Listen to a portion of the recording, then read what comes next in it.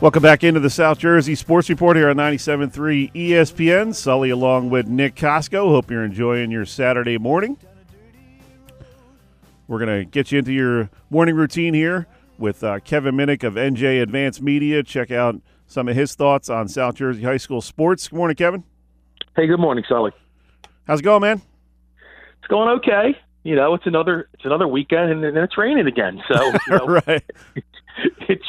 It just doesn't want to stop. But you know, we're getting ready for another, like you've talked about, another big basketball weekend, and you know, the first of many for 2019. Somebody posted on Facebook over New Year's 2018 year in review. It rained. That's it, and I'm pretty certain it rained at least every Friday night at some point during the entire football season. That's why I made the investment. That's why I made the investment in the waterproof boots. Well, you know, you got to do what you got to do. So, you know, but it's the winter time now. At least it's not snow. So snow with all this would cancel games. So yeah, you know, we'll deal with the rain and you know, get an opportunity to see some good basketball, you know, pretty much every day.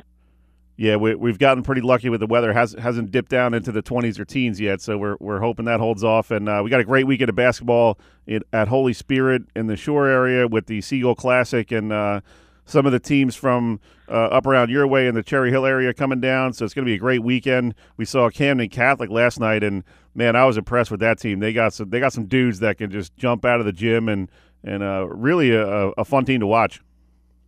Yeah, it's you know, when you look at Camden Catholic, you know, you can pretty much pencil in what you're going to see almost on a yearly basis. You know, they're not going to score a ton of points. It's not going to be a track meet type of game where, you know, we're going to be in the 80s.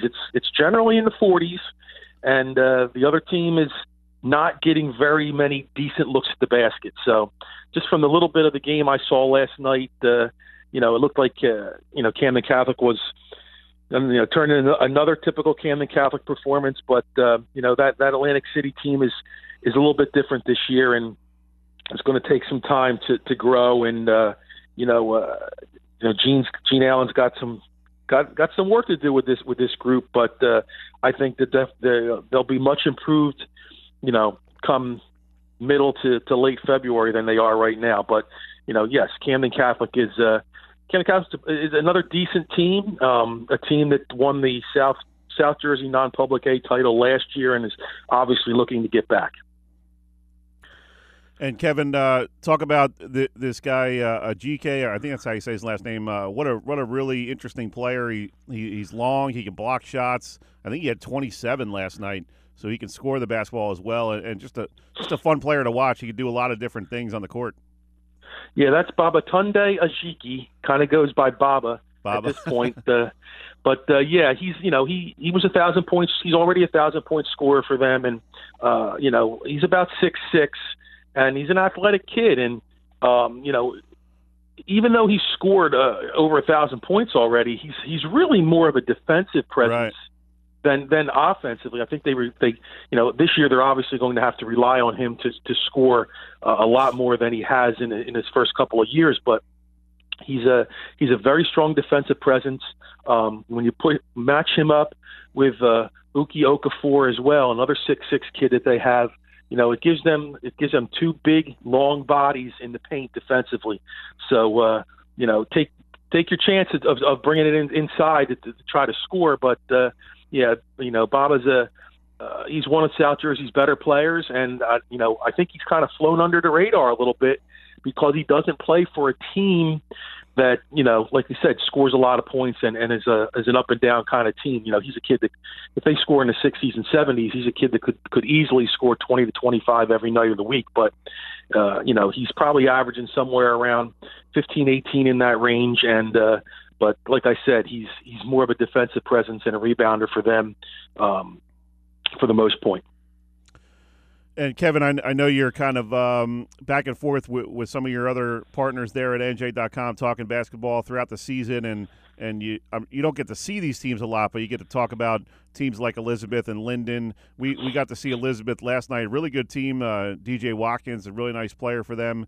Not sure how much you know about Linden, but they got a pretty big matchup today against Haddonfield.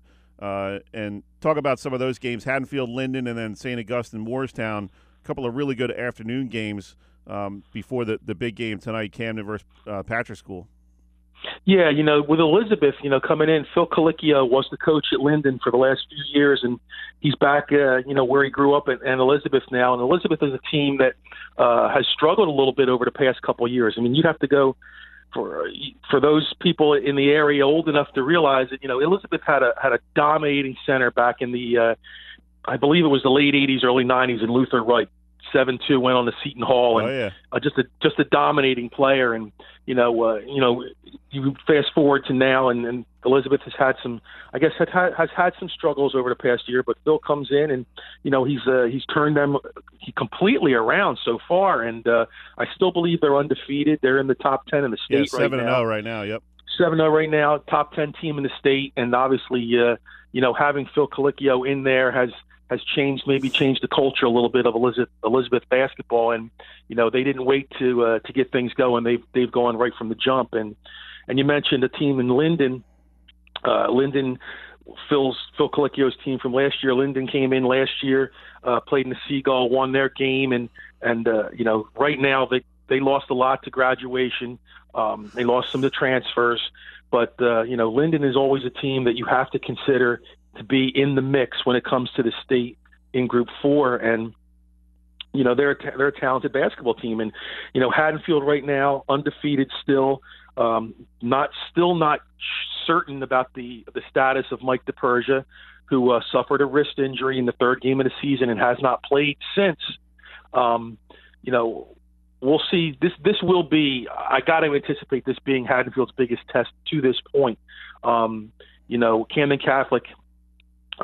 They gave them a really decent game at the Jimmy V Classic at Cherokee early in the year, but this is a different brand of basketball the North likes to play, and I think obviously Haddonfield's going to have its hands full, and we'll kind of we'll see what Haddonfield's made of today, and Dan Fleming, 6'7" senior forward, has kind of taken on the role of kind of taking over for Mike DePersia and being the leader and really increasing his production across the board. He's scoring more. He's blocking, not that he hasn't blocked shots before, but he's becoming even more of a defensive presence. And, Paul Wiedemann has to lean. If you need somebody to lean on, he's going to lean on Dan Fleming. And so far he's done a nice job. So, it'll be a big test for Haddonfield. And then you mentioned St. Augustine and Moorestown. Moorestown's a team that, was in Central Jersey 3 last year, reached the sectional final and lost to eventual state champion Nottingham by 3 points in that sectional final. But they returned I believe they returned just about everyone from that team last year.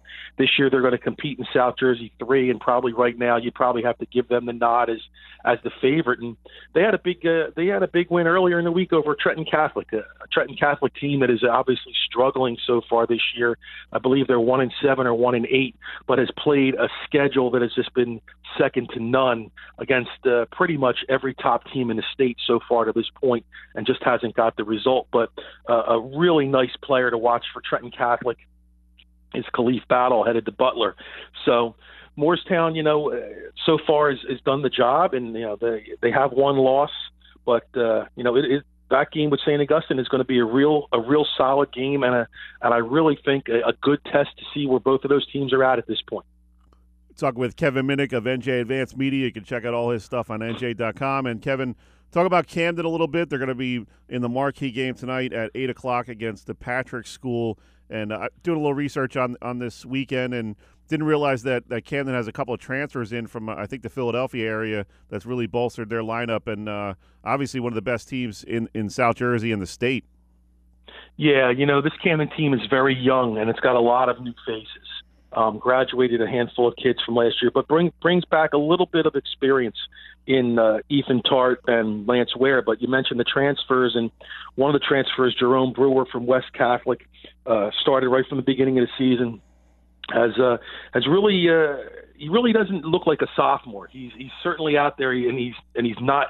He doesn't look intimidated at all.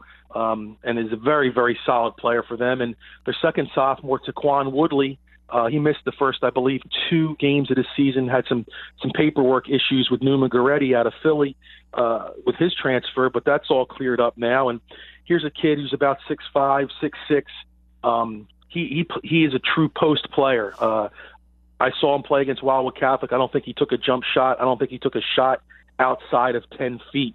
He's got a nice little hook shot. Another kid who you look at him and you want to think he's not as athletic as he is, but the kid is very, very talented. I believe he picked up an offer from South Carolina earlier in the week or late last week. And, those two softs in Brewer and Woodley, are going to be an outstanding 1-2 punch for the rest of this season and then for the next 2 years. So, Camden with first-year coach Vic Kostarfin's off to a nice start. They've only played, I believe, 5 games, but they're undefeated. This matchup with the Patrick School today, will be obviously their biggest test. And Patrick School comes in with a dynamite team. Alexander Rice, the son of King Rice, who played at North Carolina, is with them this year. He's headed to Bucknell. And Alamir Dawes, senior guard, headed to Clemson. They're the top two guys for Patrick School to kind of keep your eye on. But Patrick School is loaded, and I'm sure there'll be a couple other guys rise to the occasion. So a true test for Camden tonight. I'd like to see Camden, if not win the game, I'd like to see Camden at least be competitive with them and it not turn into a game that ends up being a 10 or 15 point loss. I think Camden has enough muscle. Camden has enough ability to kind of stay with them a little bit. And, I think a very strong game by both teams, and those fans that'll come in for that third session tonight are going to get their money's worth. Kevin, real quick before we let you go, a good buddy of ours, Mark Tribble, announced this week that he's making a career change. Wanted to get a couple real quick thoughts on you. You worked with him for a couple of years there at the Courier-Post, and he's done a great job for South Jersey high school sports. And we're going to miss his input into the South Jersey high school sports scene, and just talk real briefly about him and what he's meant to South Jersey sports the last couple of years. I think the biggest thing with Mark is when he came in, he brought a different style and a different writing style that a lot of people, the writers down here, just don't bring. And like I've said before, everybody has their own style, and people enjoy reading writers of all different styles and all different, basically like all different ages for that matter. I'm one of the older guys.